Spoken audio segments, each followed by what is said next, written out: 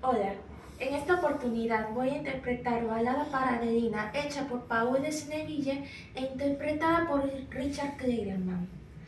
Y no olviden suscribirse, darle like y compartirlo con tus seres queridos, y con eso me estarán ayudando. Espero que disfruten de esta bella y hermosa balada.